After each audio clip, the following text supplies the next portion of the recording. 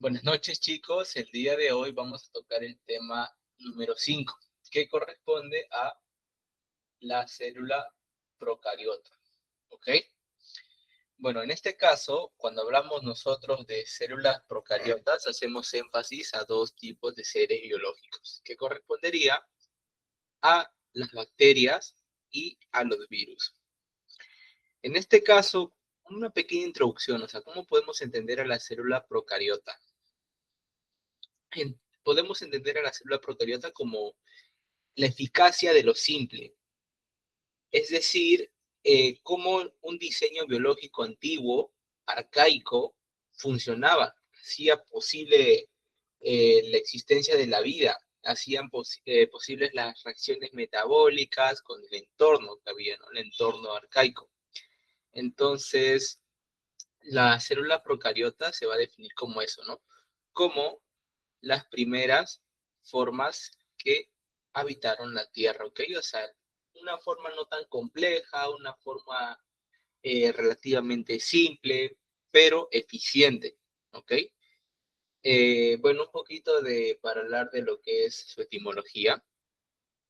Eh, la parte de pro significa antes y la parte de cariontes, significa núcleo, o sea, antes del núcleo. Entonces, esa va a ser la principal diferencia que existe, ya que la célula procariota se va a caracterizar por eso, que no hay un núcleo delimitado por una envoltura nuclear o una carioteca y, como se puede visualizar en la imagen, hay ausencia de sistemas de endomembranas o organelas.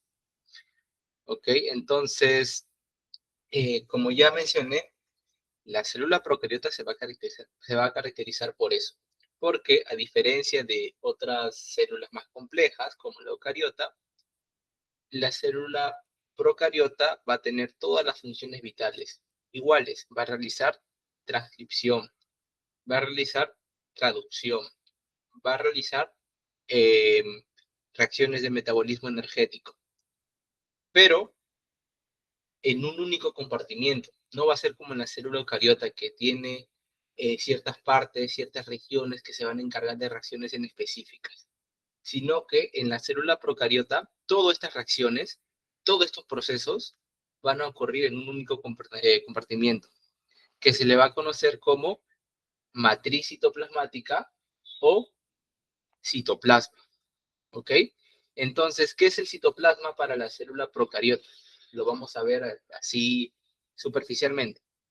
El citoplasma va a ser esa solución coloidal densa, que está compuesta en su mayoría por agua, de aproximadamente 80%, y también compuesta por proteínas, lípidos, glúcidos, insumos para que la célula procariota realice sus acciones metabólicas. Entonces, como la célula procariota no tiene estos organelos membranosos especializados, va a utilizar ese compartimiento, el citoplasma, para todas sus funciones complejas. También se puede hablar que en la célula procariota hay la presencia de un nucleoide. ¿El nucleoide qué va a ser? Va a ser aquella estructura o centro de formación en la cual el material genético no va a estar suelto, no va a estar libre, sino que va a estar delimitado en una región irregular. O sea que no tiene un sitio en específico, sino que se va a albergar en todo el citoplasma.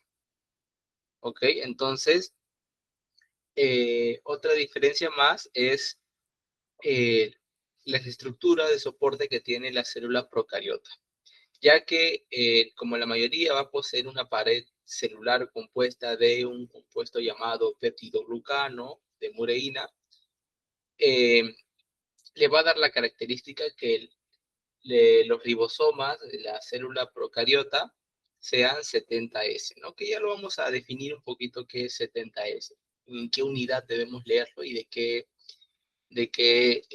trata esto, ¿ok? Entonces, como primera diferencia ya vimos, en la célula procariota, el ADN va a ser una molécula igualmente no circular, bicatenaria, pero desnuda. ¿Por qué? Porque se va a encontrar en toda la región citoplasmática. En cambio, la célula eucariota, que ya lo vamos a ver en la próxima clase, el ADN no va a ser circular, sino va a ser lineal, mucho más largo, ¿ah? Pero la diferencia es que este sí va a estar ubicado en una región, va a estar compactado o empaquetado por las proteínas histonas, ¿ok? Y de esta manera se forma la cromatina. Luego, otra diferencia, el sistema de endomembranas. La célula procariota ya vimos que carece de estos organulos membranosos. Entonces, sus procesos metabólicos ocurren en todo el citoplasma, ¿okay? En toda la región citoplasmática o en algunas de sus repliegues, que ya veremos a los mesosomas de tabique, mesosomas lateral, etc. En cambio, la célula eucariota posee complejos de sistema de endomembrana, como el retículo endoplasmático, el aparato de Golgi, lisosomas, mitocondrias, etc. Otra, eh, otra diferencia, ya vimos en los ribosomas, ¿no? Que los eucariotas van a ser 70S compuestos de subunidades 30 y 50, mientras que en las eucariotas van a ser 80S, con subunidades de 40 y 60S. ¿Okay? Entonces,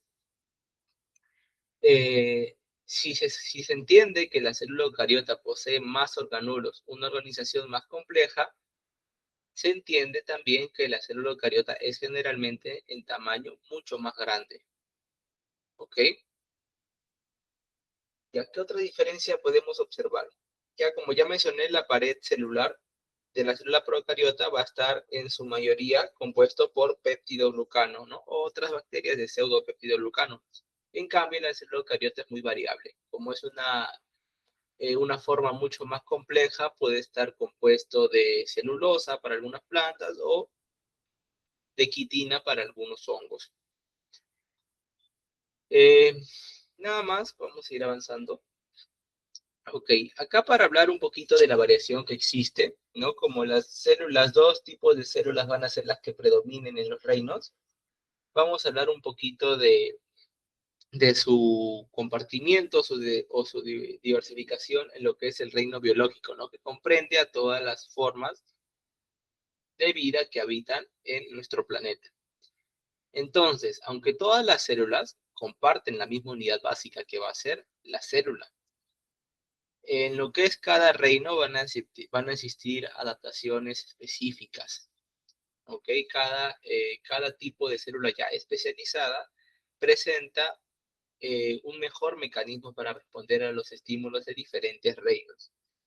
En este caso, eh, el reino Monera, que va a ser el primero, está compuesto únicamente de células procariotas. Entonces es el único reino con células procariotas. ¿Y qué diferencia hay para que haya la variación de arqueas y bacterias? De manera general, la característica que va a dar esta variación va a ser la composición de su pared celular. ¿Ok? En este caso, las bacterias o eubacterias van a estar compuestas de peptidoglucano, ¿no? Que les va a dar la clasificación de si son gram positivas o gram negativas.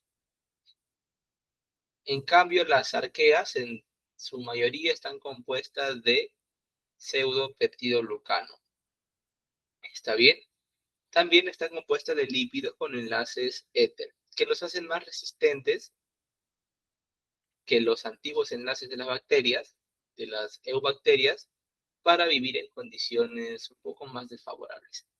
De ahí pasamos a hablar del reino protista, un reino con diversidad por excelencia. Como el reino protista es tan heterogéneo, acá las células van a variar con más abundancia. Dentro de ello podemos encontrar los protozoarios. ¿Qué son los protozoarios? Heterótrofos, sin pared celular, similares a las células animales. También encontramos algunas algas que poseen cloroplastos. Luego pasamos al reino fungi. El reino fungi va a tener en su composición células que combinen características de plantas y de animales, ¿no? Porque dentro de ello vamos a encontrar que existe pared celular de quitina, ¿no? Porque la quitina está presente en su pared celular y también en algunos tejidos de nosotros, ¿no? Como en las uñas. Entonces, eh, otra característica que la pared celular está en la quitina también y está presente en el exoesqueleto de los insectos. Así que presenta ese compartimiento de estar presente en plantas y en animales. Luego el reino Plantae, ¿no? Que ya células que están especializadas para el autotrofismo, células vegetales, pared celular de celulosa, presencia de vacuolas, que son los organelos que se encargan de almacenar agua, que ocupan la mayor parte del volumen de la célula, y algunos cloroplastos. Y luego el reino animalia, de forma general, las células flexibles, dinámicas, visto en los animales, que no hay pared celular, hay presencia de centiolos, etc. ¿Ok? Ahora vamos a pasar a hablar de, como ya mencioné, célula procariota. La célula procariota va a ser la célula unicelular primitiva. ¿Ok? Carece de núcleo y organelos membranosos, es decir, una célula arcaica que no tiene una función tan compleja como las células actuales. Característica: ADN libres, material genético circular y flota en el citoplasma nucleoide, ya que no hay presencia de proteínas que ayuden a compactar este material genético. Por ende, está disuelto. Estructura simple, solo posee ribosomas para sintetizar proteínas y carece de compartimientos internos complejos.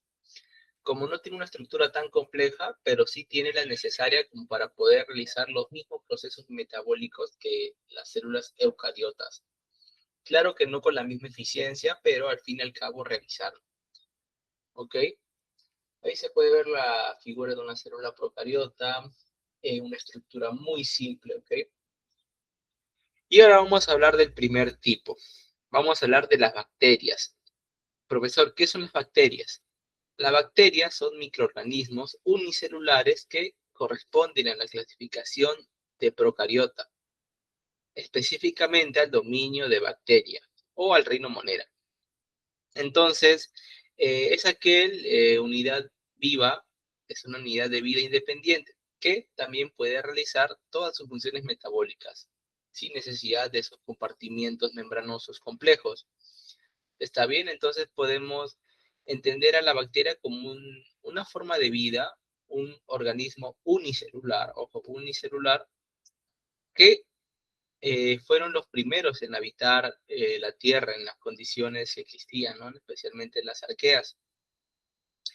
Entonces, pudo especializarse sin necesidad de tener organelos tan complejos. Entonces, dentro de sus características, la primera es la pared celular. La pared celular de las bacterias va a estar compuesta de peptidoglucano, ojo, de las bacterias, no de los otros tipos. Debido a que esta presencia del peptidoglucano, esa les va a corresponder a dar una clasificación entre gran positiva y gran negativa. ¿Qué les puedo ir adelantando? La diferencia va a radicar en que si es gran positiva, gran de más peptidoglucano, más grosor. Y gran negativa, menos peptidoglucano, menos grosor. Material genético. Como es una célula procariota, no hay ausencia de la carioteca o de la envoltura nuclear. Entonces, si no hay presencia de una estructura que rodee al material genético, este va a estar libre en el citoplasma, en una región que se le denomina nucleoide, que no es una región regular, es una región irregular. ¿Ok? Otra característica, eh, bueno, está de más decir que es una forma unicelular, porque si es cierto, pueden formar colonias, pueden formar agrupaciones, cada célula, cada bacteria funciona de manera autónoma, ¿ok? Y bueno, las demás características como su reproducción asexual, que va a ser principalmente por fisión binaria, ya lo iremos explicando más adelante. Ok, acá se puede visualizar la estructura de una bacteria. Se puede ver las partes de los ribosomas, mesosomas, algunos pliegues, los plásmidos, el flagelo para el movimiento, el citoplasma, la región donde va a estar todo el material genético y todos los organelos, el nucleoide, la región en específico donde va a estar el, el material genético, vellos, el ADN, la membrana celular, la capa más externa, pared celular y cápsula. ¿Ok? Entonces, antes de empezar, vamos a definir por qué hay tipos de bacterias. ¿Está bien? Hay clasificaciones de las bacterias, pero no necesariamente por una sola característica, sino que se van a dividir en muchos más tipos que no vayan de acuerdo a una sola vía. Es decir, en lo que es bacteria se le van a dar tres clasificaciones, según su forma o morfología, según su pared celular y según su metabolismo energético o cómo obtienen energía. En este caso, según su morfología, recordemos que las bacterias pueden adoptar diferentes formas. Hay bacterias en formas de cocos, que suelen ser como bolitas, formas de bacillus, formas cilíndricas, espirilos, espiroquetas, formas helicoidales y vibriones o formas de un bastón o forma de coma. ¿Okay?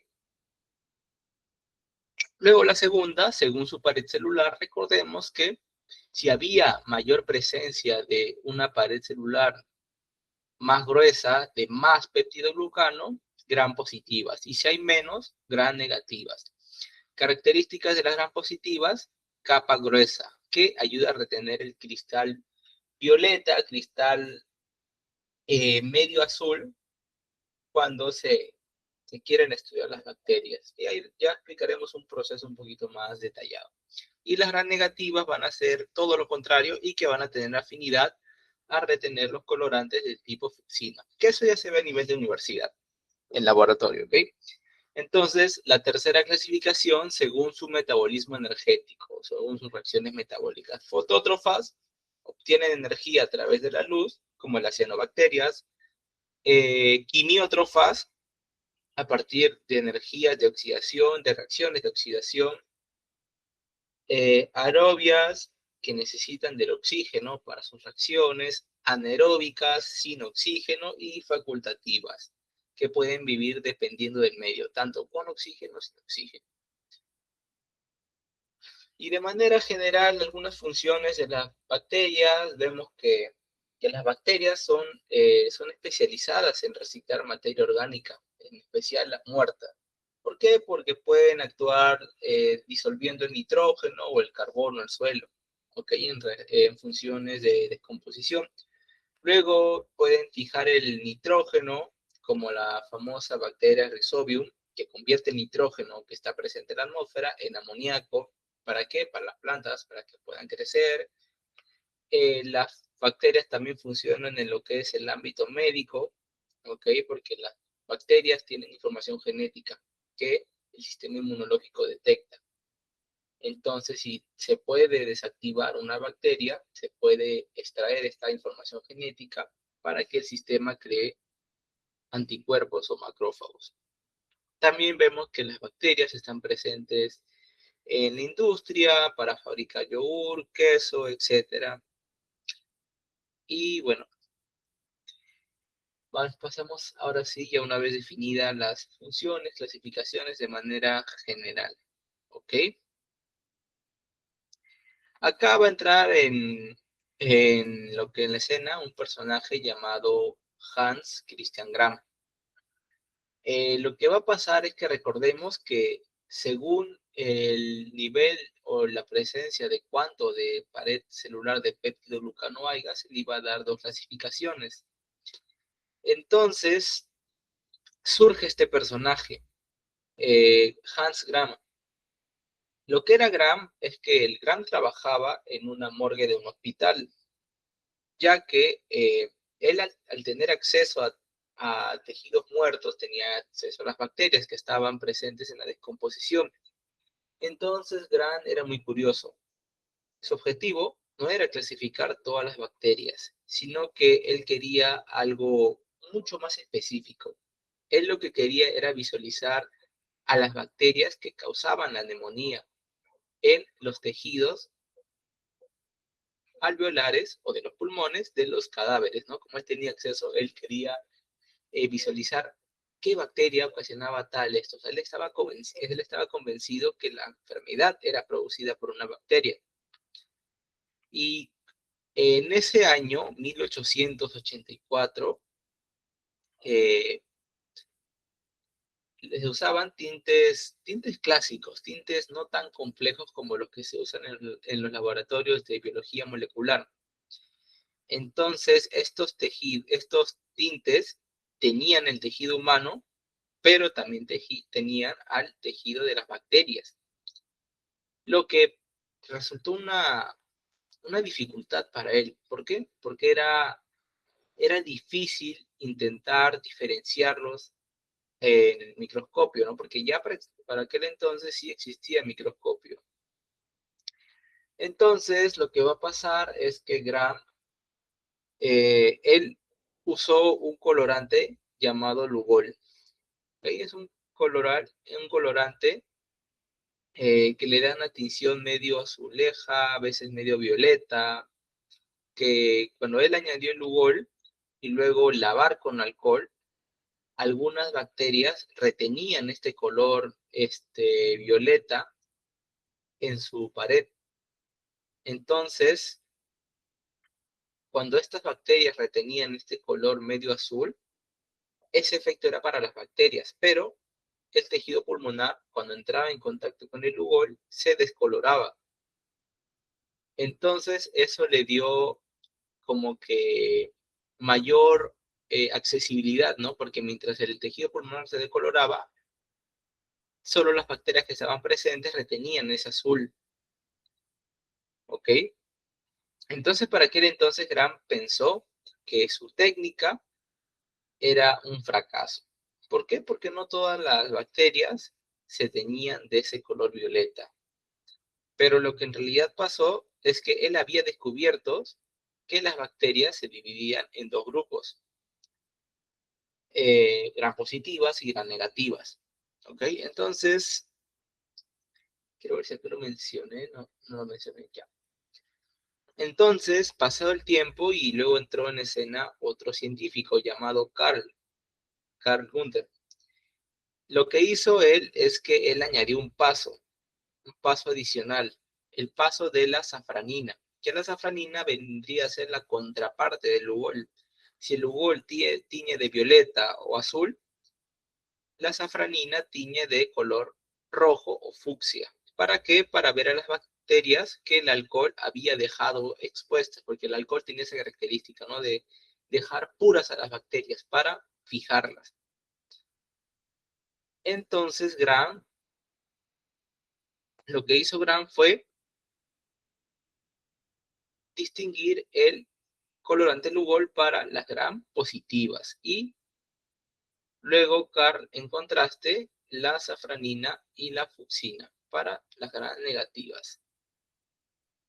Y es un descubrimiento que hasta el día de hoy se sigue utilizando. Cuando lleves el curso de biología molecular vas a ver que cuando te manden a hacer la distinción de las bacterias, o sea, limpiarlas y una vez limpias, ponerlas en un cristal, a veces se le pasa un poquito de fuego, ¿no? Porque hay bacterias que sí son resistentes y aguantan ese proceso de depuración y luego se le añade el colorante. O sea, el colorante Lugol y la safranina son colorantes que hasta el día de hoy se siguen utilizando, ¿ok? Entonces, eso, pero más se le da importancia a Graham porque él fue el primero que distinguió estos colorantes o esta clasificación por su pared celular. Luego acá podemos ver lo que es un ejemplo de cómo se realiza este proceso, ¿no? Lo primero es la aplicación del cristal violeta, ¿no? Se le agrega ese ese colorante primario, que lo que va a hacer es penetrar a las células y teñirlas de color púrpura. Pero ¿qué es lo que pasa? Es que en este punto, tanto gran positiva como gran negativa se van a ver igual. Entonces luego se le agrega el yodo o el lugol. Igualmente, el lugol va a actuar como un mordiente, es decir, va a entrar a la célula y va a formar un complejo químico con el cristal violeta, haciendo que el colorante se vuelva mucho más grande y sea más fácil sacar de su pared celular. Luego se le aplica alcohol etílico al 95%. ¿Para qué? Para decolorarlo. Entonces, una vez que se aplica esto, el solvente deshidrata la pared de las gram positivas, cerrando sus poros y atrapando el colorante. En cambio, las gram negativas disuelve su membrana y barre el colorante de su capa, dejándola sin color. Entonces, como estas se quedaron sin color, se le agrega otro colorante más para identificar que sí correspondan a esa clasificación, ¿no? Que sería la azafranina. ¿Okay? Pero no es necesario memorizarse esto, ¿okay? Porque esto no sino de manera un poquito general. Ok, entonces pasamos. Ok, entonces ya vimos la clasificación que se le da. Bacterias gram positivas, la característica que se les va a dar es una arquitectura de pared celular simple, pero robusta en lo que es grosor, ya que la pared de peptidoglucano o de mureína es muy gruesa, representando alrededor del 50-90% del peso de la pared celular, ¿ok? Y también puede estar compuesta de otros componentes, ¿no? De algunos lípidos, etc. ¿Qué otra característica? Que se puede formar alrededor de 40 capas de peptidoglucano, ¿ok? Por eso es que tienen más grosor. También hablar un poquito de los ácidos teicoicos, que lo que van a hacer son polímeros que se presentan en esas bacterias, que lo que va a pasar es que atraviesan la capa de peptidoglucano y ayudan a anclar la pared celular a la membrana plasmática. ¿Está bien? Y además también tiene función de ser receptores para algunos bacteriófagos o algunos virus. Luego, el espacio periplásmico entre la pared celular y la membrana plasmática es muy reducido, ¿no? Como la presencia de esta pared es muy grande, no va a haber espacio en comparación a las gram negativas. Luego pasamos al siguiente tipo, las gram positivas. En lo que es las gram negativas, la estructura es un poquito más compleja, que generalmente se va a estar diseñada para la defensa química y el filtrado de algunas sustancias. Entre la primera característica, la pared de peptidoglucano va a ser más delgada, va a ser una capa mucho más fina, que representa alrededor del 5 al 10% del peso de la pared celular. ¿Ok? Membrana externa. Ese es el rasgo más distintivo en lo que es las gram negativas. Se dice que tienen una segunda capa lipídica que va a estar situada fuera de la pared celular, que contiene lipopolisacáridos, que estos le dan a dar la característica de que son altamente tóxicos para nosotros los seres humanos, y por ello se les va a dar a algunos la clasificación de endotoxinas. Son las bacterias que tienen las enfermedades más complejas o más patógenas, por así decirlo. ¿Ok? Luego, del espacio periplásmico, que en comparación a las gram positivas, este espacio va a ser más amplio y va a ser funcional, situado entre la membrana interna y la externa. ¿Y qué es lo que hay en este espacio periplásmico? Algunas enzimas digestivas y proteínas de transporte, ¿no?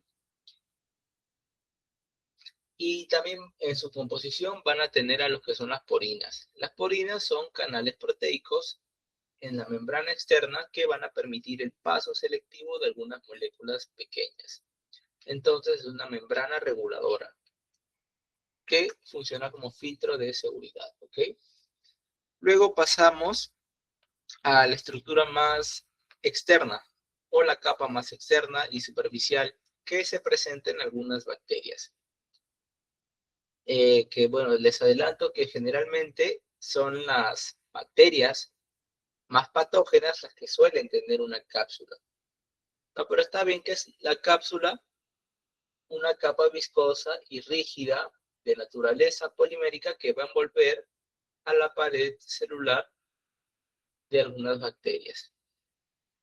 Entonces, esta cápsula generalmente va a estar compuesta de mucopolisacáridos o glúcidos para retener agua y de polipéptidos que le van a dar esa resistencia extra.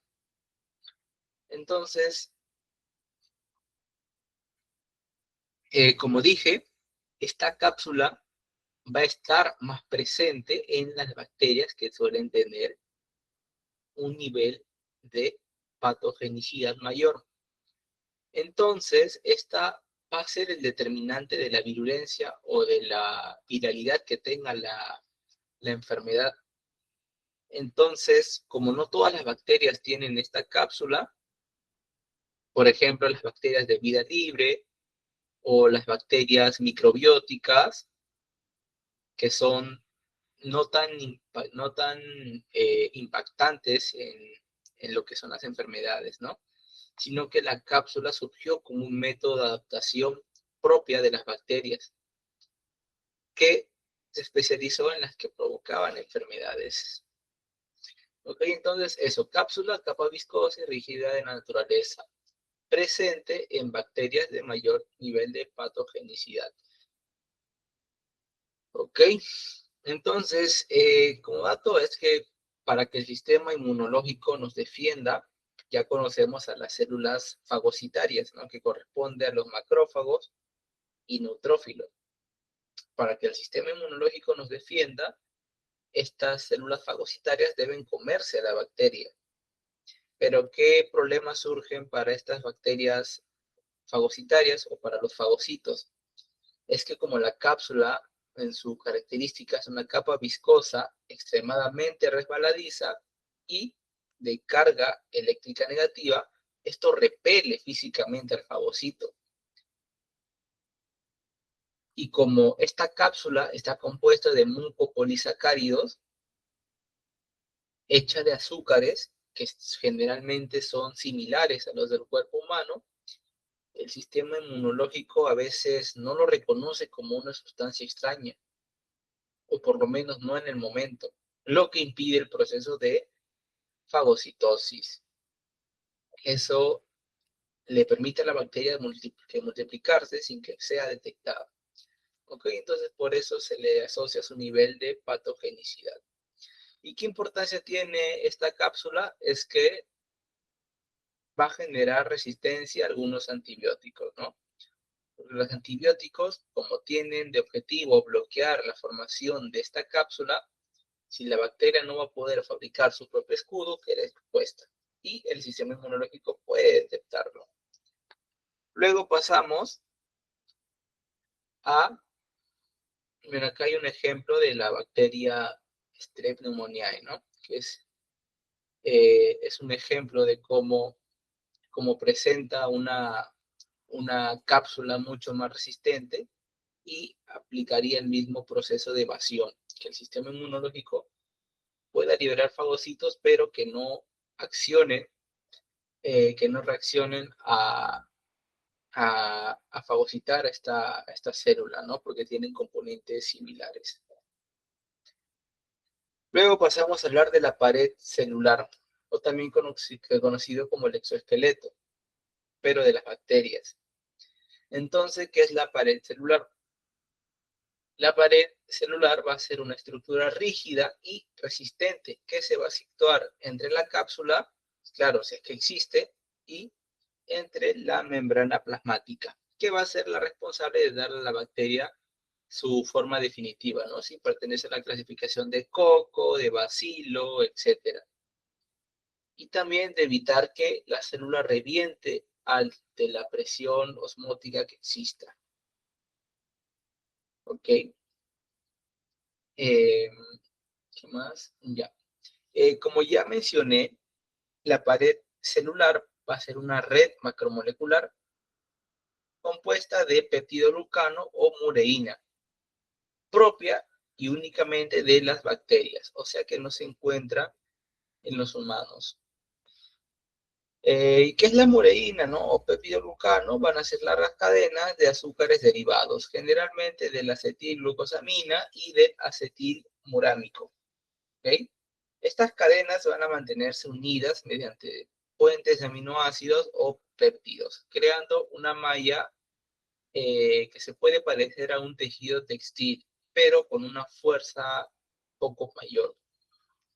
Y dentro de la función que encontramos dentro de la pared celular, en la historia de Hans Gram, la organización de esta pared celular va a permitir a clasificarlas entre gram positivas y gram negativas.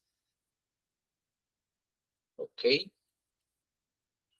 Acá podemos ver las clasificaciones, las diferencias entre las gram negativas y entre las gram positivas, ¿no? Podemos ver que en las gram positivas el peptidoglucano es mucho más abundante porque representa el 90% de la pared celular, ¿no? Claro que varía en cuanto a los tipos de bacterias, pero generalmente es casi todo en la pared celular. Luego podemos ver que su grosor forma una capa gruesa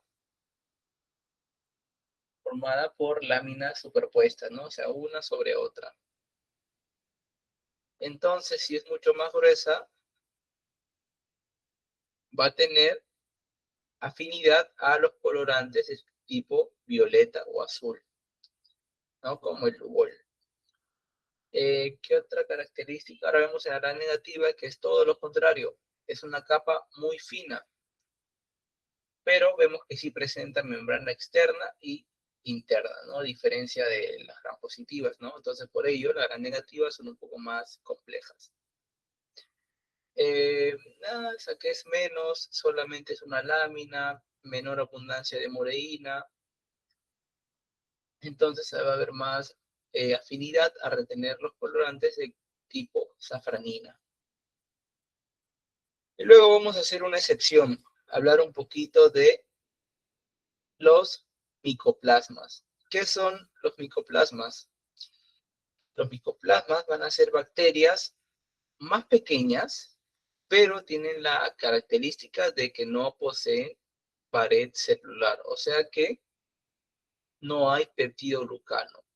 Entonces, si no hay peptidoglucano, no va a tener una forma fija, sino que suelen ser esféricas, alargadas, porque no hay presencia de una pared que comprima al espacio citoplasmático.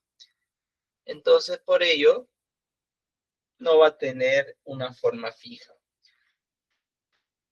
Luego también podemos ver que va a tener la característica de tener una membrana reforzada, ya que las bacterias son, un momento,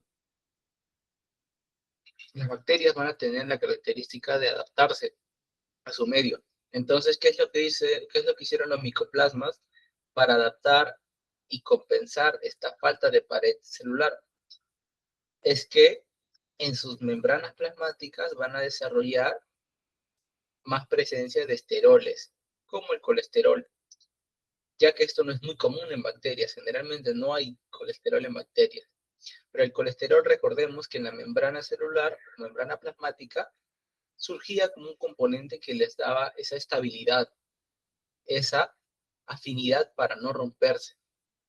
¿Ok? Entonces, eh, se le dio esa característica a los micoplasmas. Entonces, ¿qué más? Resistencia a antibióticos. Son naturalmente resistentes a la penicilina y otros antibióticos que atacan a la síntesis de pared celular. Bueno, acá vamos a hablar un poquito porque el objetivo de los antibióticos va a actuar frente a los mecanismos de resistencia de la bacteria.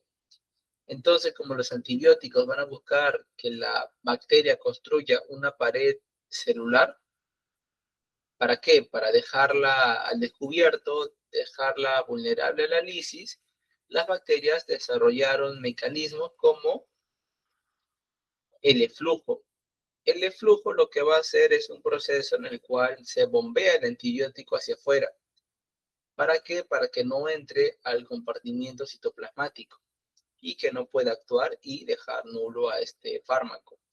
O también actuar mediante la inactivación enzimática para proteger a su pared celular, ¿no? Pero en ese caso, como los micoplasmas no tienen presencia de una bacteria, de una pared celular, los antibióticos no van a tener a qué atacar. ¿Ok? Por eso tienen esa resistencia a antibióticos y tienen que usarse otros más especializados. Ok, pasamos. Dentro de lo que es el examen de admisión, no es necesario recordar a todos los tipos de bacterias gram positivas, ¿no? Sino a estos 3 tipos. O sea, solo es estos 5 tipos que correspondería a recordar qué bacteria es y qué enfermedad produce, ¿no? En este caso, la Mycobacterium tuberculosis, como su nombre dice, va a ocasionar la tuberculosis, ¿no? Que lo que van a hacer estas bacterias es infectar a los macrófagos que se encuentran en la región alveolar, o sea, de los pulmones, para formar cavernas o granulomas que lo que van a hacer es destruir el tejido respiratorio, ¿no? O sea, el destruimiento deteriorativo. Luego tenemos a la Streptococcus pyogenes, ¿no? Que lo que va a hacer es originar la enfermedad de la faringitis, o sea, la inflamación en la garganta. ¿Ok?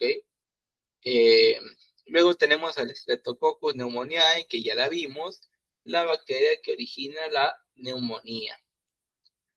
Como ya se mencionó en el ejemplo, esta bacteria tiene una cápsula. ¿Para qué? Para impedir que sea fagocitada y reconocida. Entonces, esto va a permitir que invada la región alveolar y los llene de líquido y algunos pus. ¿Para qué? Para dificultar el intercambio de gases, ¿no? Por eso la gente con neumonía no puede respirar bien, no hay presencia de oxígeno. O sea, hay oxígeno, pero es muy escaso, no hay compartimientos para bombearlos. Luego a la Streptococcus mutans, que va a originar a la caries dental, o sea, adherirse al diente mediante una cápsula y fermentar los azúcares, produciendo ácido láctico que va a desmineralizar el esmalte dental. Y tenemos a la Corynebacterium diphtheriae, que lo que va a originar es la difteria. ¿Ok? Luego tenemos a las bacterias gram negativas. Como primero tenemos a la Neisseria gonorrea, que va a provocar la gonorrea. Lo que va a pasar en esta enfermedad es que la bacteria va a utilizar su bilis para adherirse a la mucosa de los genitales, provocando una respuesta inflamatoria. Luego tenemos a la Vibrio cholerae, que va a originar a la cólera.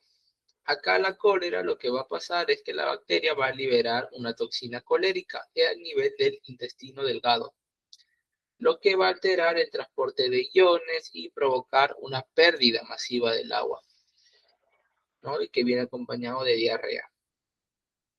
Luego la tan conocida Salmonella typhi, que va a originar a la tifoidea. Acá lo que va a pasar es que la bacteria va a atravesar la mucosa intestinal y cuando la atraviesa llega al torrente sanguíneo. Entonces, entre su composición hay lipopolisacáridos que va a provocar niveles altos de fiebre y daño a nivel multiorganular o a nivel de muchos órganos. Luego tenemos a la Treponema pallidum, que va a originar a la sífilis. Acá lo que va a pasar es que la bacteria va a enroscarse o va a adherirse a los tejidos y los vasos sanguíneos. ¿Para qué? Para evadir el sistema inmunológico y causar lesiones conocidas como chancros. Y a la Bartonella bacilliformis tenemos a la bartonelosis, que esta va a tener la característica de ser transmitida por los mosquitos, que va a infectar a los glóbulos rojos y causar verrugas a nivel de la piel, ¿no? Y originar a la famosa verruga peruana. Luego tenemos a la membrana celular. La membrana celular va a ser una membrana, dependiendo del tipo, no puede ser una bicapa lipídica que rodea el citoplasma, ¿no? En gran negativas.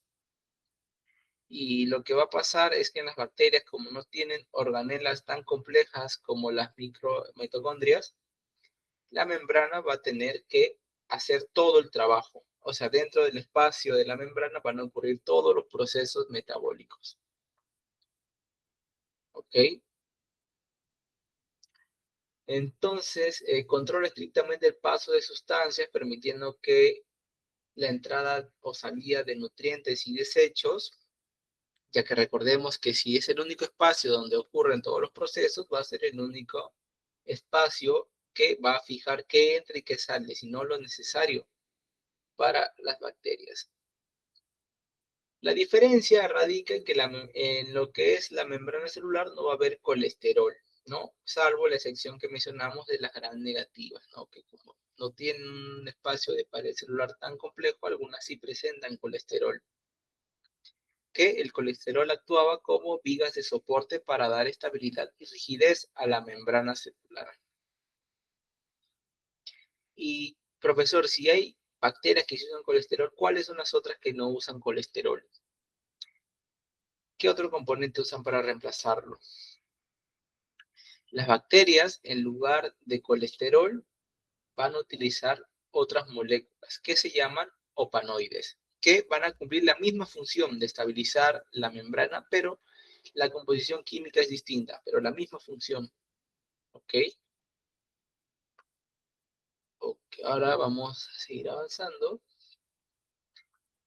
Bueno, diferencias entre las gram positivas y las gram negativas. Vemos que en las gram positivas hay solo una membrana, que va a ser la interna, que va a estar protegida por la pared celular, o sea, capas de mureína.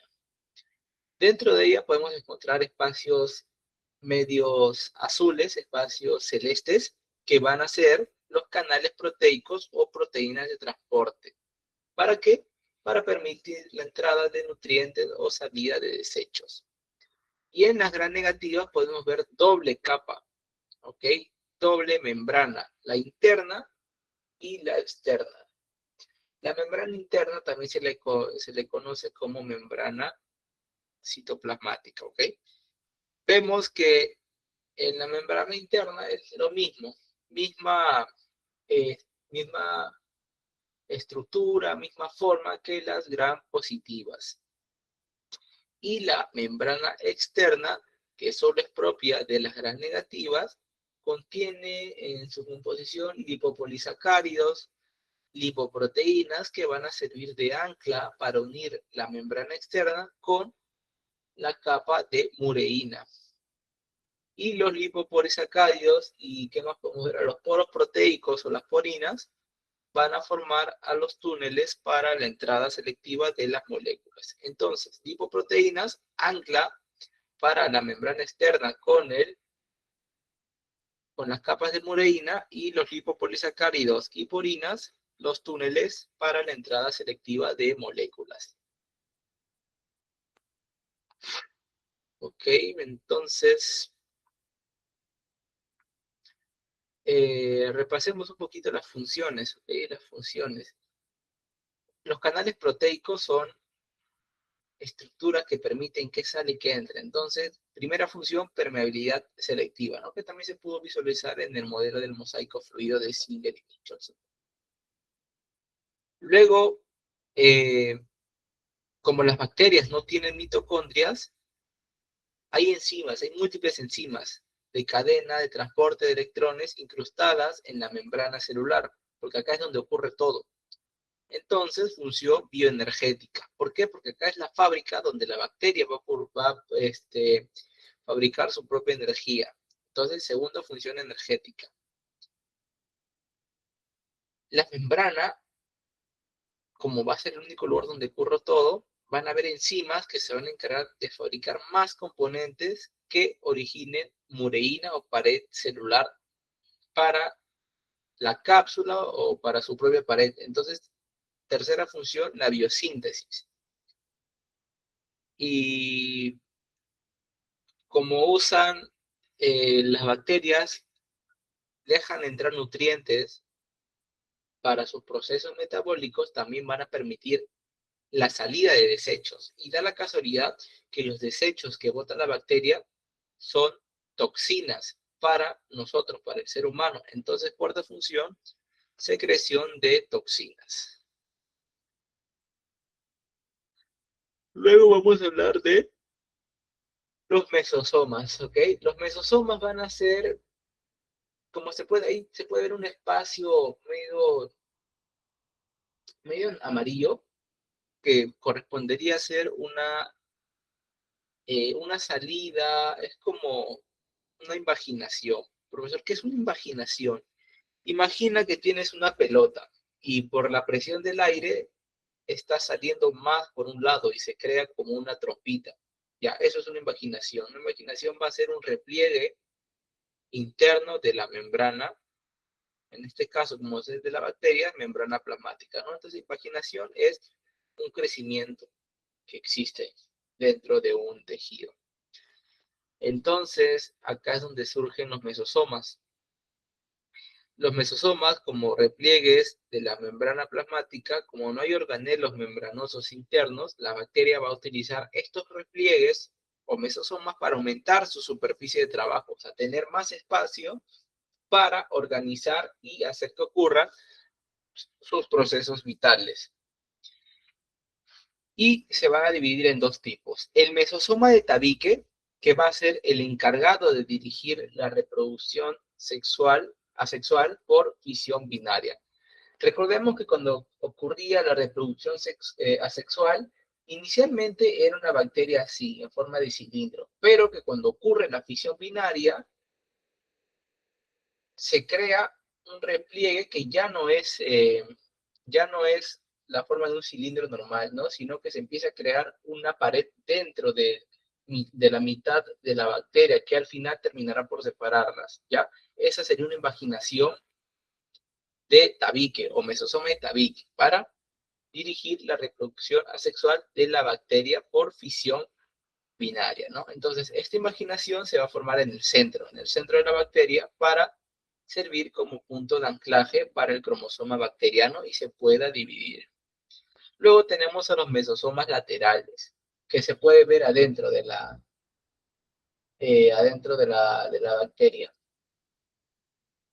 Los mesosomas laterales van a ser los repliegues que se van a encargar de funcionar como las centrales energéticas de la bacteria, algo muy similar a las mitocondrias. Por ejemplo, en la respiración celular, en este espacio va a ser donde se encuentren incrustadas las enzimas de la cadena de transporte de electrones y la ATP sintasa. ¿Para qué? Para sintetizar ATP. Y en la fotosíntesis, especialmente en las cianobacterias, estos repliegues van a tener a los pigmentos como la clorofila de las bacterias o clorofila bacteriana. Y también algunos sistemas necesarios para poder captar la luz y convertirla en energía química. ¿Okay? Entonces, mesosoma de tabique, encargada de la reproducción asexual, y mesosomas laterales, encargadas de ser las centrales energéticas de la bacteria. Acá igualmente la diferencia es la misma. Eh, Dentro de lo que es gram negativas, más complejo, más, como hay doble membrana, es mucho más difícil de diferenciar. Y en las gram positivas es más fácil, solo hay una sola pared. Luego pasamos a, bueno, así brevemente vamos a definir una pequeña diferencia entre las eubacterias y las arqueobacterias. ¿Okay? Un pequeño sorbo de agua.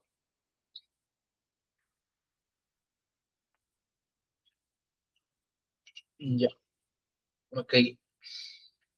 Dentro de las eubacterias entendemos a las bacterias que las que estudiamos normalmente, todas las bacterias que nos rodean y las que habitan en nuestro cuerpo o fuera de nuestro cuerpo. ¿Ok? Van a ser aquellas procariotas, igualmente unicelulares, que constituyen gran diversidad, la mayoría de la diversidad biológica bacteriana que se conoce. Y su ubicación es en todos los ambientes, suelo, en el agua, en organismos vivos como los simbiontes y en organismos patógenos también. Dentro de la importancia que encontramos en ella más son importancias negativas, pero entre otras importancias positivas ya vimos que son responsables del ciclo de nitrógeno y la conversión a amoníaco en la fermentación de alimentos y crear antibióticos para las enfermedades infecciosas. Dentro de su estructura vemos que están compuestas de azúcares unidos por el enlace beta 1,4 y su sensibilidad a antibióticos como la penicilina y vulnerables a las proteínas lisosima, ¿no? Que se encargan de eso, de lisis, de destruir el genoma bacteriano. Luego pasamos a las arqueobacterias. Las arqueobacterias, como su nombre dice, arquea, arcaico, son las formas de bacteria más antiguas. Igualmente es análogo, es casi igual a las bacterias, pero son las antiguas, las que predominaron en condiciones atmosféricas y terrestres muy primitivas. Acá la característica va a radicar es que las arqueobacterias no van a tener una mureína como tal, sino que van a tener una versión falsa, que va a ser la pseudomureína. Entonces no va a tener pared de peptidoglucano, sino va a tener pared de pseudopeptidoglucano. Y igual se puede entender, ¿no? Porque si son arqueobacterias antiguas y pseudo viene de falso, o sea, un falso peptidoglucano, pero igualmente es funcional. Cumple la misma función, pero con una química distinta. ¿Ok? Eh, ¿Qué más? En su estructura, tiene pseudomureína, usa azúcares distintos, ¿ya? Acá la diferencia va a radicar entre la composición, ya que sí va a tener acetilglucosamina, NAG, pero ya no va a tener acetilmurámico, sino va a tener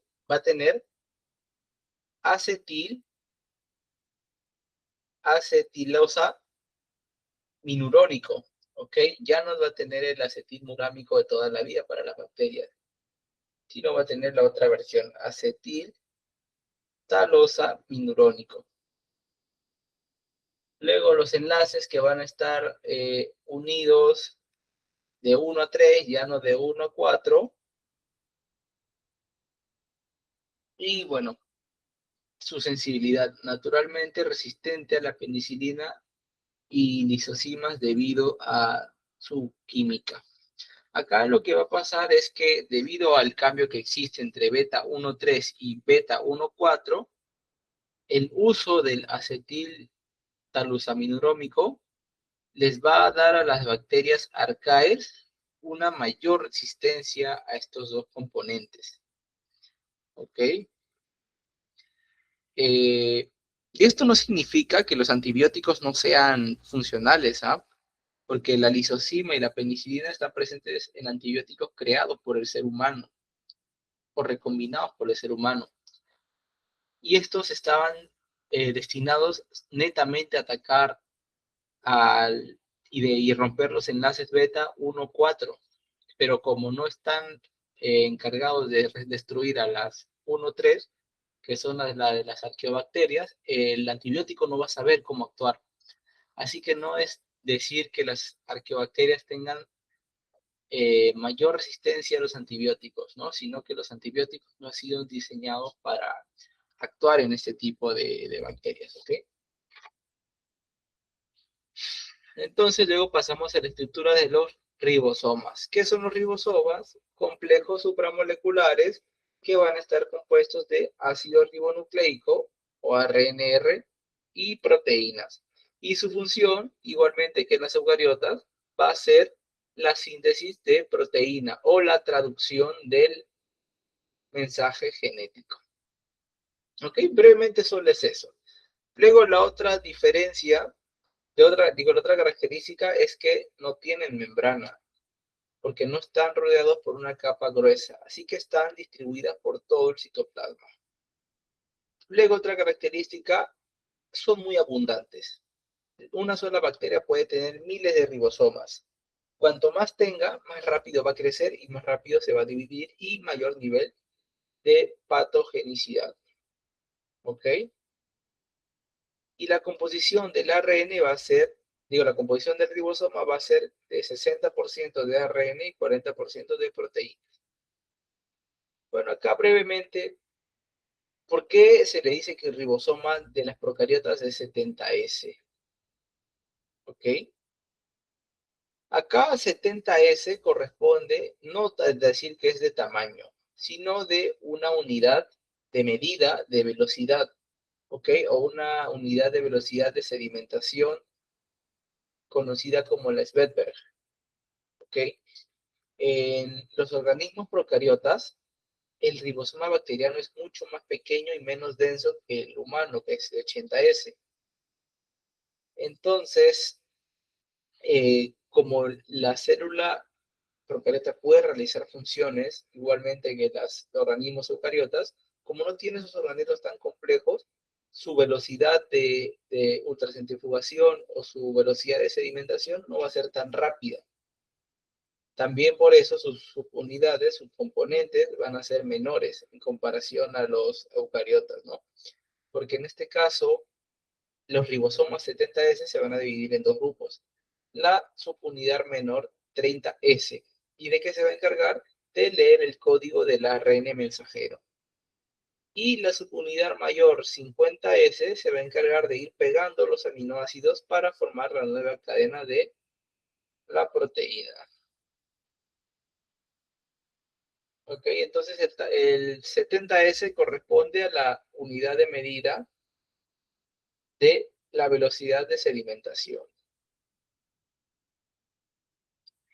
Y los polirribosomas van a ser ribosomas en cadena, que van a trabajar en conjunto.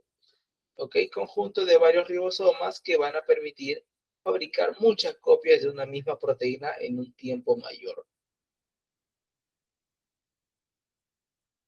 Luego vamos a hablar del plásmido. El plásmido lo que va a hacer es una molécula de ADN bicatenario que va a estar de forma extracelular o extracromosómica, lo que significa que es independiente del cromosoma principal de la bacteria.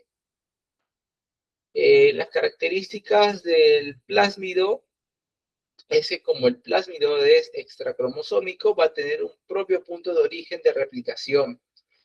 O sea que puede duplicarse a sí mismo muchas veces, independientemente de si la bacteria se está dividiendo o no.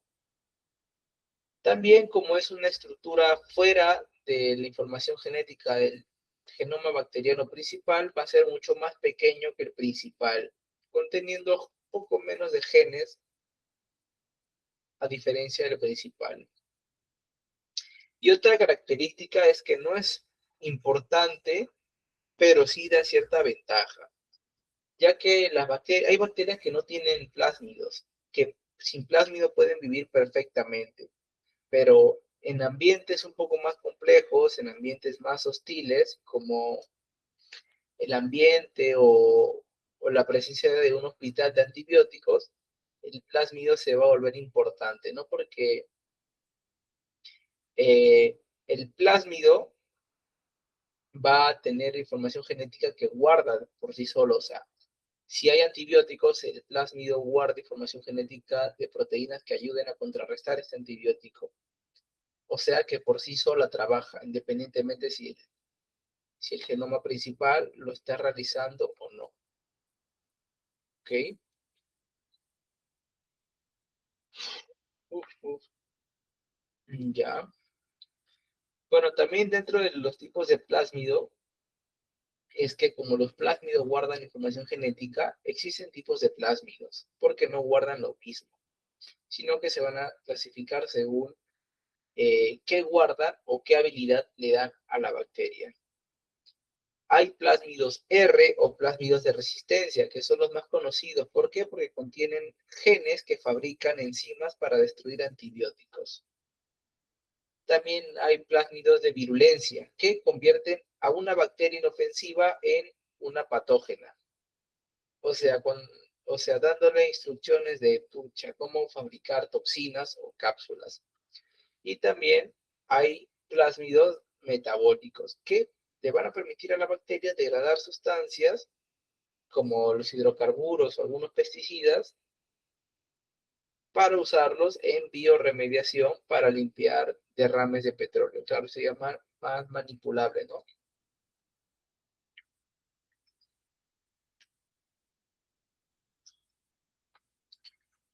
Luego tenemos al nucleoide. El nucleoide va a ser esa parte de la bacteria donde está el material genético. Pero el nucleoide es una región del citoplasma, una región irregular, o sea, compuesta de ADN circular. Y como no hay histonas, es un ADN desnudo, no es un ADN compactado, ¿ok? Entonces, por ello, sí existen genes esenciales para la vida, el metabolismo y la reproducción de la bacteria, pero no están organizados, no están compactados. Entonces, nucleoide, región irregular donde se localiza el material genético de la bacteria. Luego pasamos a la siguiente estructura, el pili ordinario. El pili ordinario van a ser esos apéndices filamentosos o partes externas que van a estar compuestas de proteínas que se les conoce como pilinas. Estas, como sobresalen en la superficie celular, no tienen una función de movimiento como otra estructura que ya veremos que es el flagelo, pero sí van a tener una función interactiva. ¿Ok?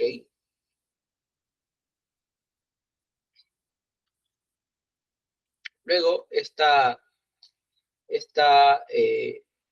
estos pili se van a clasificar en dos tipos, según su función. Las primeras van a ser las fimbrías y las segundas van a ser el pili sexual. Las fimbrías van a ser los apéndices más comunes y más numerosos, ya que la relación es de 100 a 1 en comparación al pili sexual. Entonces, ¿qué función tienen las fimbrías? Las fimbrías, como tienen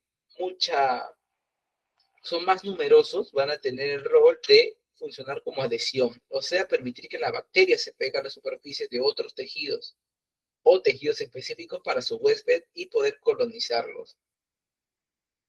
Y el pili sexual, que va a ser menor en número, su misión no va a ser pegarse a la bacteria de un tejido, sino realizar la famosa conjugación. ¿Qué es la conjugación? Es un proceso bacteriano en el cual existe un intercambio de material genético entre dos bacterias. ¿Ok? Entonces, como ya mencioné en el ejemplo pasado, creo que en la clase número 2, en la conjugación lo que pueden hacerse es transferir información genética para crear genes o proteínas que ayuden a sobrevivir a una bacteria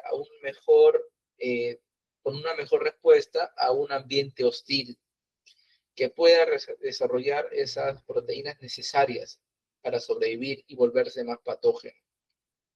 ¿Ok? Luego tenemos a los flagelos. Los flagelos igualmente van a ser apéndices largos, pero finos, de forma helicoidal, que se van a extender desde la membrana plasmática hacia el exterior. ¿Y qué función van a tener los flagelos? Los flagelos van a tener la función de ser el órgano de locomoción de la bacteria. O sea que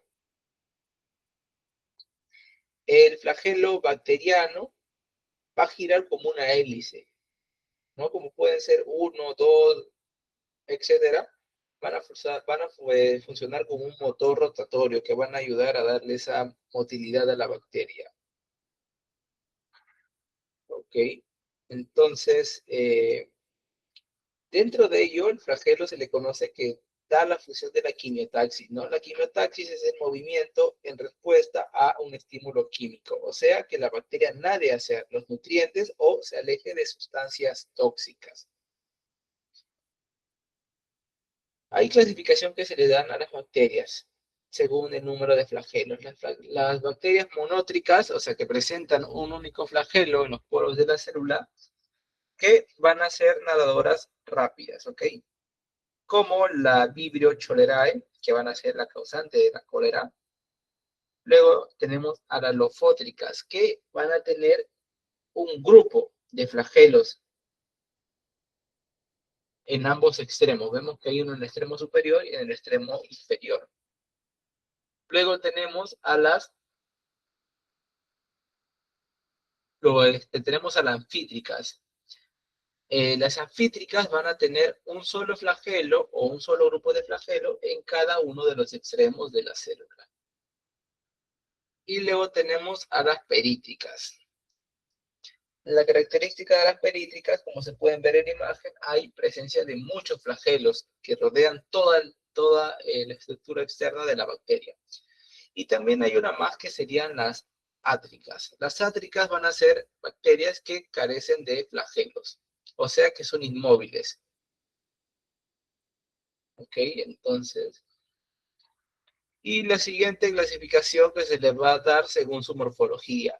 Los cocos van a ser bacterias de forma redondeada o incluso ovoidal, que su forma les va a permitir resistir mejor a la desecación, ya que tienen menos superficie de absorción que los bacilos en comparación. Los bacilos, forma de bacilo, de bastón o cilindro, como tiene una estructura mayor, va a aumentar la relación de superficie-volumen, o sea, permitir absorber más nutrientes de manera más rápida que los cocos. Hay formas de bacilos únicos, diplobacilos, compuestas de dos bacilos, y los estreptobacilos, ¿no? Varios bacilos. Luego tenemos a los espirilos, que los espirilos van a ser bacterias que presentan torsiones en su eje longitudinal, o sea que son irregulares. Que dentro de su clasificación encontramos al vibrión, forma de bastón curvo. Tenemos a la espiroqueta, forma helicodal flexible y muy larga, etcétera. Okay, esta es la morfología de la bacteria. Luego pasamos a la nutrición bacteriana, que lo que va a hacer es el conjunto de procesos en el cual la bacteria va a tomar sustancias del exterior para poder obtener energía y fabricar sus componentes celulares. Encontramos a las bacterias autótrofas, o sea, las que fabrican su propio alimento a partir de fuentes inorgánicas que pueden ser el CO2. Y estas se van a dividir en dos grupos. Las fotótrofas, que van a utilizar energía solar para realizar sus procesos metabólicos, ¿no? Que pueden realizar fotosíntesis mediante sus pigmentos en los mesosomas laterales, como en las cianobacterias, y obtener energía en forma de ATP. Y también tenemos a las quimiotótrofas o quimiosintéticas, que van a obtener su energía mediante reacciones químicas de óxido-reducción en compuestos orgánicos. Entonces, como no necesitan luz, oxidan sustancias como el azufre o el hierro para obtener energía. que podemos ver el ejemplo de las bacterias sulfurosas, ¿no? Que lo que van a hacer es como tienen vida en lugares extremos, como fondos del océano donde no hay presencia de luz, fabrican su energía a partir de sustancias que tienen al alcance, ¿no? Como el azufre. Luego tenemos a las bacterias heterótrofas, que estas bacterias deben consumir de materia orgánica ya fabricada por otros seres vivos. ¿Ok? Entonces, ellas actúan ya por alimentos o insumos que ya están hechos, no como las autótrofas que son las que realizan su propio alimento.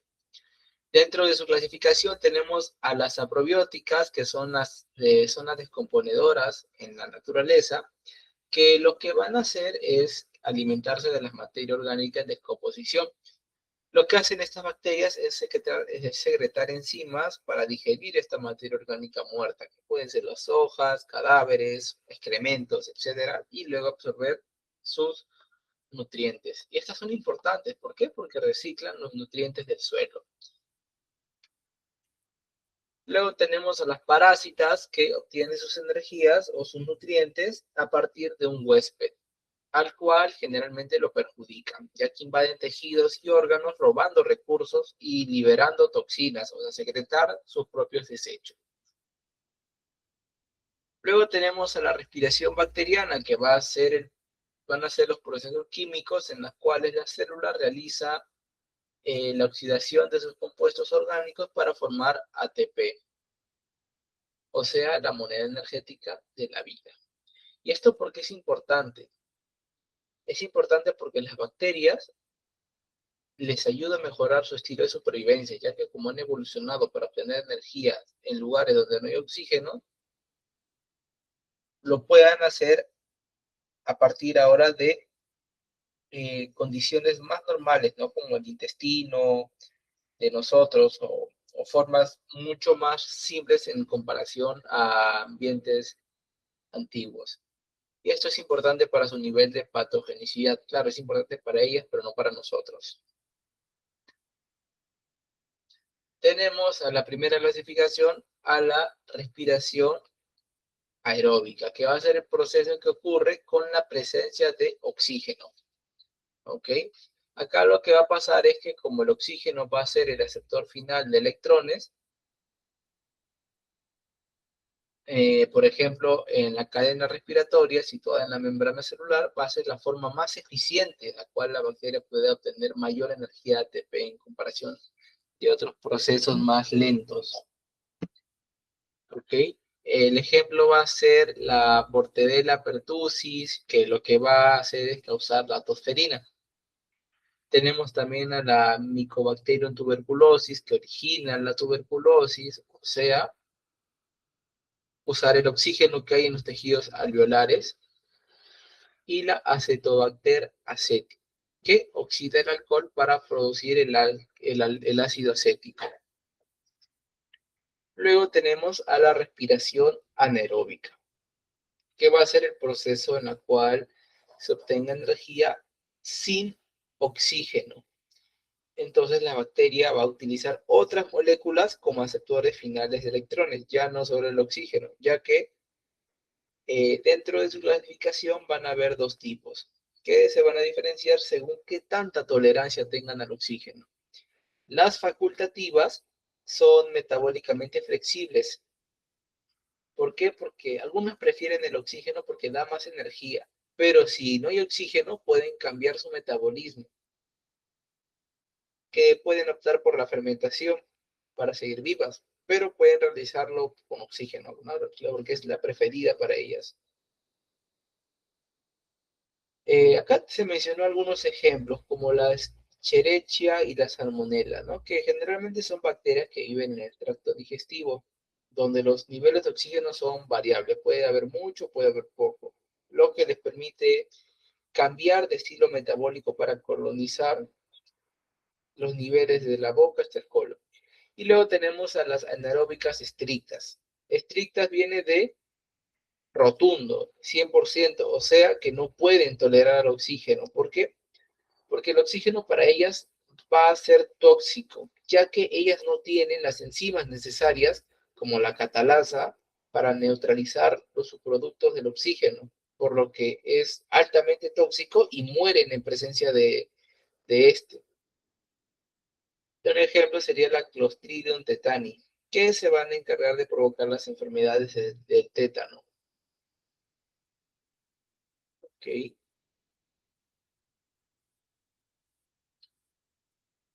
Luego pasamos a la reproducción bacteriana, ¿no? Que van a ser la forma en la cual la bacteria pueda originar nuevas formas de vida a partir de un organismo unicelular.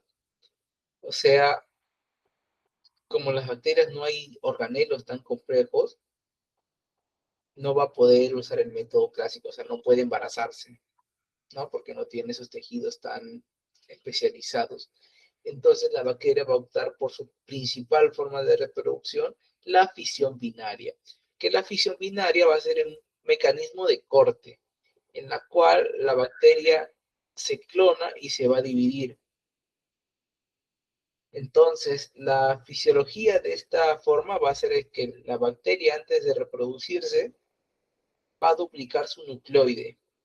¿Ok? Es un mecanismo previo a la fisión, en la cual cada célula hija va a tener una información genética y completa. Entonces, luego se va a formar un anillo de proteínas RTCZ en el centro de la célula, que va a comenzar a cerrarse como un lazo. Entonces, ahí van a entrar en acción los mesosomas, que ya explicamos, los mesosomas de tabique, que van a coordinar la construcción y la formación de la nueva pared celular, ya que recordemos que eran imaginaciones que apoyaban este proceso de fisión.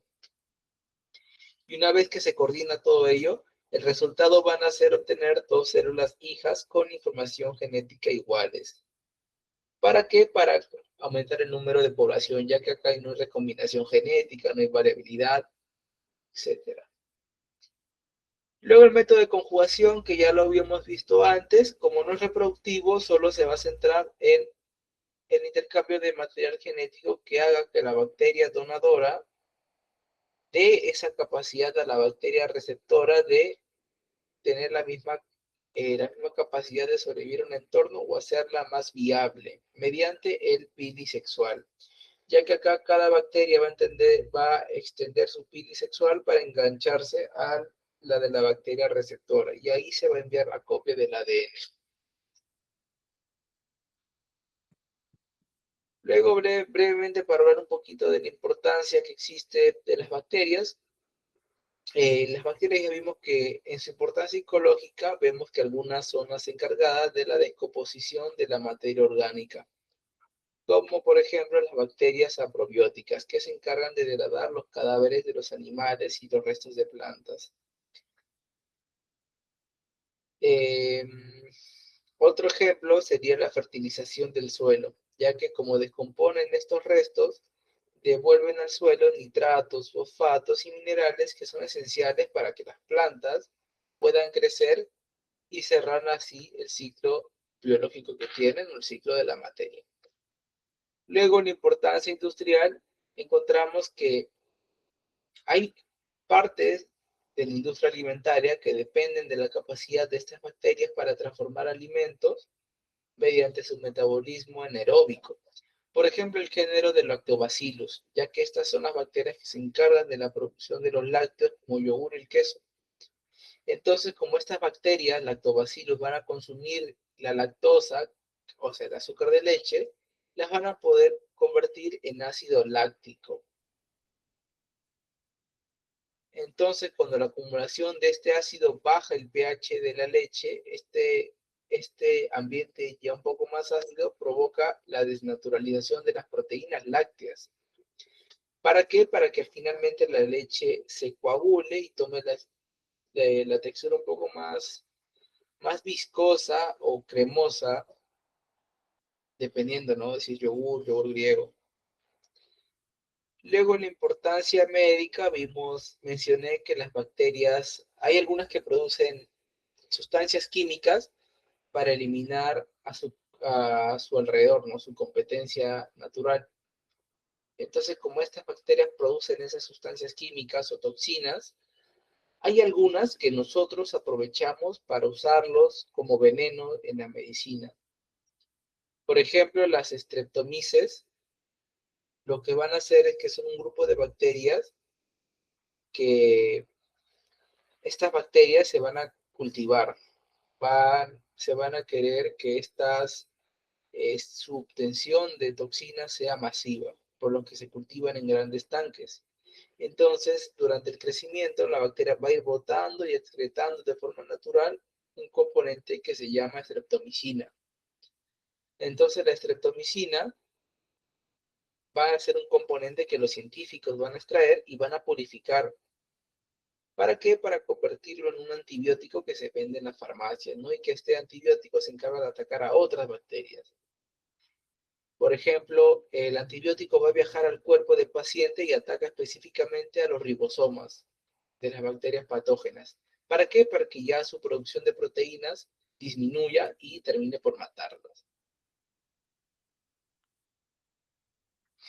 Bueno, las cianobacterias, para ya no extendernos mucho más, las cianobacterias que eran grupo de bacterias gram negativas que tienen la capacidad de realizar fotosíntesis oxigénica, ¿no? Porque poseen clorofila y ficovilinas.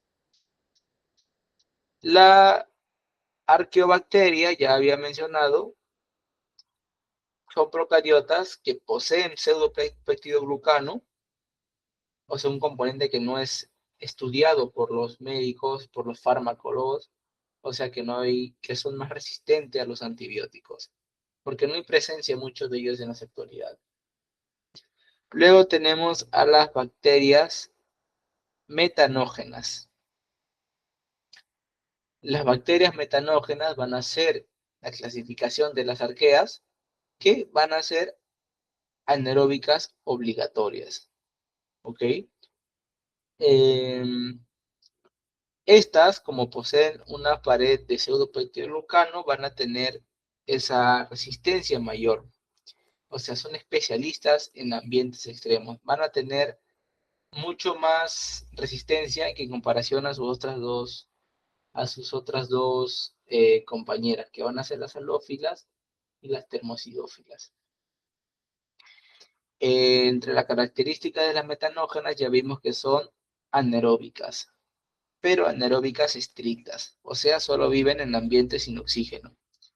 Y esta, como no va a tener oxígeno, va a utilizar el hidrógeno como fuente de energía y el CO2. Y estas bacterias se encuentran principalmente en el tracto digestivo. Claro, del ser humano, también de los rumiantes. Luego pasamos a las halófilas. Las halófilas van a ser un grupo de arqueobacterias que pertenecen al dominio de las arqueas, pero se van a caracterizar porque estas tienen la necesidad de vivir en ambientes con concentraciones de sal extremadamente altas. Y las halófilas, a diferencia de las metanógenas, van a ser heterótrofas. Y bueno, como ya se mencionó, las halófilas van a tener esa afinidad de vivir en condiciones de sales extremadamente elevadas. Por ejemplo, en la foto se puede ver un lugar que es conocido como el Mar Muerto, que está ubicado a 400 metros debajo del nivel del mar. Acá hay gran presencia de bacterias y gran presencia de sal, ya que el Mar Muerto por sí solo no es venenoso, por así decirlo. ¿Sí? O sea, porque hay gente que va por turismo, gente que quiere optar por conocer este sitio, pero es de saber que el Mar Muerto es rico en halófilas. O sea, imagínate que te pasas un sorbazo de agua del Mar Muerto. Recordemos que el Mar Muerto tiene un desequilibrio electrolítico, o sea que su composición es 10 veces más salada que el agua del mar común. O sea que hay concentraciones masivas de potasio, de calcio, de magnesio. O sea que consumirlo provocaría un aumento masivo de electrolitos en la sangre.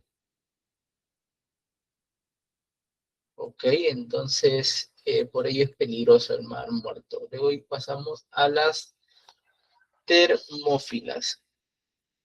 Las termófilas, o también conocidas como los amantes de las condiciones calientes o amantes del fuego, van a ser un grupo de arqueas que han evolucionado para prosperar en ambientes con temperaturas muy elevadas. Y si hay temperaturas elevadas, hay nivel de acidez elevado.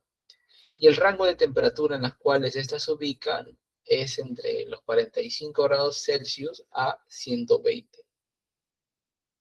Eh, bueno, como la presencia de temperatura es muy elevada, van a habitar principalmente fuentes sulfurosas, manantiales, zonas volcánicas o aguas termales. Ok, entonces pasamos. Y bueno, vamos a hablar acá ya un poquito más breve para no extendernos mucho. El virus va a ser un complejo supramolecular acelular, o sea que no hay células, y parasitarios, en las cuales la función que va a tener el virus es cuando ya tiene un huésped, o sea que el virus no es un ser vivo, el virus es solamente un agregado supramolecular, o sea, puro información genética, puro ADN. Como los virus no se pueden definir como seres vivos porque no están vivos, pero tampoco están muertos, se van a encontrar entre la limitación entre lo que es vivo y muerto. ¿Ok? Algo complejo para definir para la química y la biología, ya que solamente son eso, paquetes de información genética que están protegidos por algunas corazas de proteína. Entonces, profesor, ¿por qué no se consideran seres vivos? Porque un ser vivo debe cumplir con la teoría celular. ¿Y qué dice la teoría celular? Todo ser vivo va a estar compuesto de al menos una célula, y acá no hay célula. Y también tener metabolismo propio. El virus no tiene metabolismo propio. Entonces al virus debemos entenderlo como un agente infeccioso, que es ponte que tienes una pelotita en tu cuarto, que por sí solo no hace nada, pero cuando reacciona contigo, es ahí donde va a adquirir su función, es ahí donde ya va a adquirir un metabolismo, pero lo hace contigo. Lo hace cuando ya ella interactúa con un huésped. Entonces son las celulares, porque no hay citoplasma, ni ribosomas, ni células, ni etcétera. Son parásitos intracelulares obligados.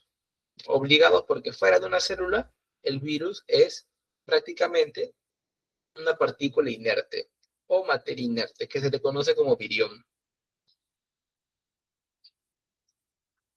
Pasamos. Luego se va a hablar de este personaje que se le conoce como eh, Ivanovsky o Dmitry Ivanovsky, que es considerado el pionero de la virología, porque lo que hizo es extraer savia de una planta. Esta planta estaba enferma con el virus del mosaico del tabaco, que dicho y hecho va a ser el primer virus estudiado o el descubrimiento del primer virus.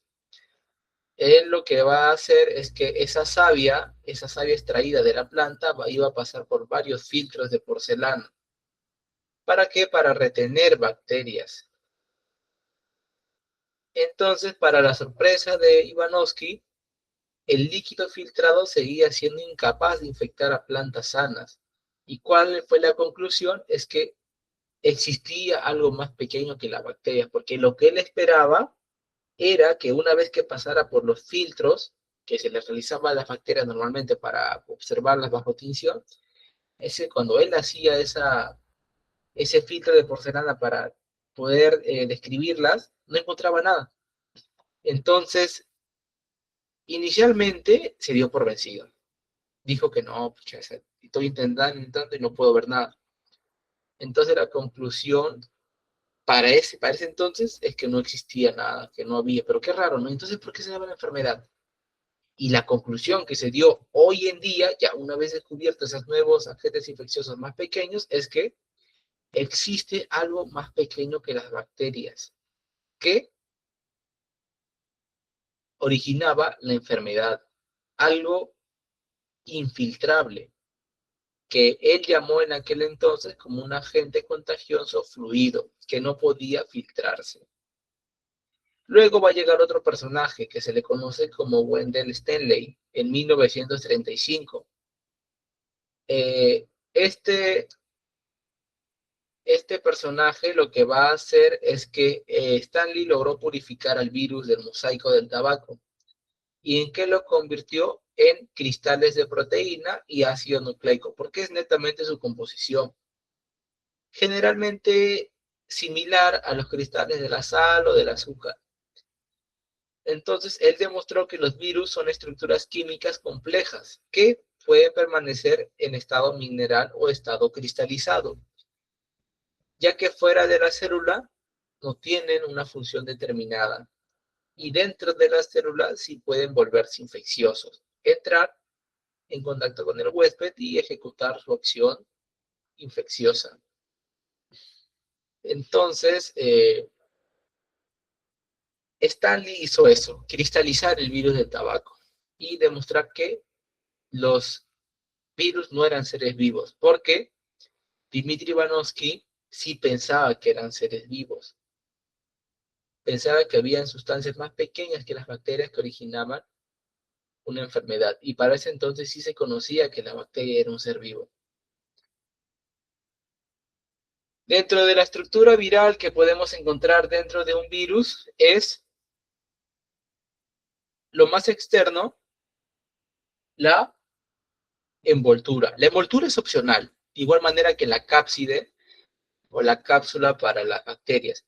La envoltura es opcional, ya que hay virus como el del gripe o el de la VIH que roban un pedazo de la membrana de la célula que mataron para poder cubrirse. Y a estos se les conoce virus con envoltura, pero a los que no tienen se les llaman virus desnudos. Generalmente los virus con envoltura se les conoce que si tienen envolturas porque son más patógenos, igualmente que las bacterias. Luego tenemos a la cápside, que va a ser una cubierta de proteínas que rodean al ácido nucleico, formadas por subunidades que se les conocen como capsómeros. Y tenemos al ácido nucleico, ¿no? El ácido nucleico va a ser el núcleo del virus, que puede ser ADN o ARN, pero, ojo al dato, nunca va a poder ser ADN y ARN al mismo tiempo, ¿no? Sino que obligatoriamente es o ADN o ARN. Igualmente acá, que ya hablamos un poquito de lo que son las funciones, la cápside va a ser la cubierta robusta que va a proteger y rodear al virus de agentes externos, o sea que va a proteger al genoma interno. ¿Para qué? Para que no se degrade. La naturaleza de la cápside va a ser de naturaleza proteica. Y como ya mencioné, sus subunidades van a ser los capsómeros, que van a tener la función de protegerlo. ¿Ok? Y bueno, valga la redundancia, eh, los capsómeros y la cápside van a tener la función en los virus desnudos, o sea, en los virus que no tienen envoltura, de contener proteínas de adherencia. ¿Para qué? Para que se puedan pegar a la célula huésped, ya que cuando no es así, recordemos que la envoltura era un pedazo extraído de la célula que van a matar, o sea que esa célula ya tiene afinidad para pegarse a los demás grupos de células. Pero cuando no hay, cuando es un virus desnudo, en su cápside ya hay proteínas de adherencia. Luego pasamos al genoma, que va a ser el corazón del virus, o sea, donde reside toda la información genética para poder replicarse, o sea, fabricar nuevos virus. Y como ya mencioné, es importante mencionar que nunca van a estar simultáneamente, sino que es uno u otro. Luego el core va a ser el core va a ser el espacio interno donde se localiza específicamente el genoma. Luego pasamos a la envoltura, como ya se mencionó, de naturaleza facultativa, porque no es esencial para todos los tipos de virus, sino que Sí, les da ventaja, pero que no es necesario para que el virus ejecute su acción patógena. Generalmente es un tejido graso, tejido de lípidos, que ayuda al virus a pasar desapercibido en el sistema inmunológico. Luego tenemos a los tipos de virus según su forma o según su simetría. Acá va a depender de la disposición de los capsómeros en la cápside. Entonces, esta organización geométrica les va a permitir que el virus sea estable y resistente al medio extracelular. Tenemos al primero, al virus poliédrico o virus icosaédrico, que acá el virus va a tener forma de poliedro o de un icosaedro. Y bueno, este va a ser la forma de virus más eficientes para encerrar al espacio con el menor número de unidades proteicas. Vemos que acá no se necesita de tanta complejidad, se usan menos capsómeros. Luego tenemos a la forma helicoidal, que se asemeja a la forma de un cilindro, donde el ácido nucleico se va a ir enrollando en el centro. Acá la ventaja que se le va a dar es que la estructura es flexible, o sea que va a permitir que el virus sea más largo. ¿Para qué? Para proteger al genoma de gran tamaño. O sea, generalmente se ven virus con una información genética mayor, o sea que tienen un espacio mucho más grande. Y luego la simetría compleja va a ser una recombinación de ambas simetrías, ya que hay una cabeza que corresponde a la característica poliédrica y una cola de la forma helicoidal. ¿Ok? Acá la ventaja que se les puede dar es que van a tener la característica de poder perforar membranas duras, o sea que son los virus más avanzados mecánicamente, ya que como tienen una cabeza, tienen una estructura que puede penetrar. Acá alguna clasificación de los tipos de desoxirrivirus y ribovirus. Recordemos que los virus tienen información genética, o bien ADN o bien ARN. Acá en desoxirribovirus tenemos al virus de Epstein-Barr, el virus del herpes, tenemos al adenovirus, que se encarga del resfriado común, tenemos al bacteriófago, que bueno, este no se encarga de destruir humanos, sino de infectar y destruir bacterias. Tenemos a la viruela, que se encarga de la enfermedad de la viruela y de la hepatitis B. ¿Okay? La hepatitis B se encarga de la cirrosis, el cáncer de hígado, etc. Luego tenemos a los ribovirus, o sea, específicamente ARN, el virus del dengue, virus que se transmite por picadura de mosquitos infectados, que provoca fiebre, dolores musculares, etc. Virus de la rabia, que se da por la mordedura de animales infectados, que ataca el sistema nervioso. Tenemos al SIDA, enfermedad de transmisión sexual, que se encarga de destruir a los linfocitos T4 progresivamente. Tenemos al virus de la sarampión, que es muy contagioso, que se encarga de la erupción cutánea roja, o sea, provocar fiebre alta, provocar tos, secreción nasal. Tenemos a la fiebre amarilla, transmitida por los mosquitos, que causa fiebre, escalofríos, malestares, dolor de cabeza, etc. Y la hepatitis A, que se da cuando se ingiere agua contaminada con materia fecal.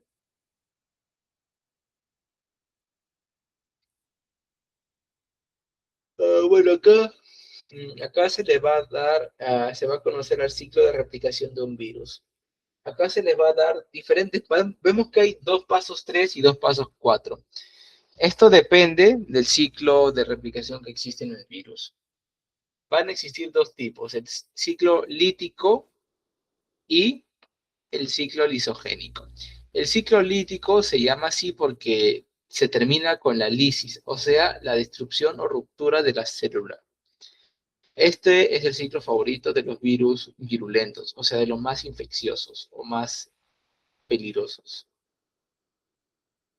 El primer paso va a ser la absorción o fijación. Acá lo que el virus va a hacer es utilizar sus proteínas de anclaje para pegarse a receptores específicos en la membrana celular. Luego el paso número 2, ojo que el 1 y 2 es igual para los dos tipos. Luego el paso número 2 va a ser la penetración, o sea que el virus va a inyectar su genoma al citoplasma. ¿Ok? Luego el tercer paso, ya propio del ciclo lítico, va a ocurrir la multiplicación, o sea que el ADN viral toma el control del dogma central del huésped. ¿Para qué? Para obligarlo a fabricar miles de células idénticas con el ácido nucleico del virus, o sea, crear más virus. El cuarto paso va a ser el ensamblaje, o sea, que a medida que se va creando más virus con esa misma información genética, las proteínas de la cápside van a rodear al genoma formando nuevos viriones, o sea, nuevas formas de virus más activas. ¿Y cómo culmina esto? Es que la célula se va a ir hinchando, se va hinchando, hinchando y explota, liberando cientos de virus. ¿Para qué? Para infectar a más células vecinas.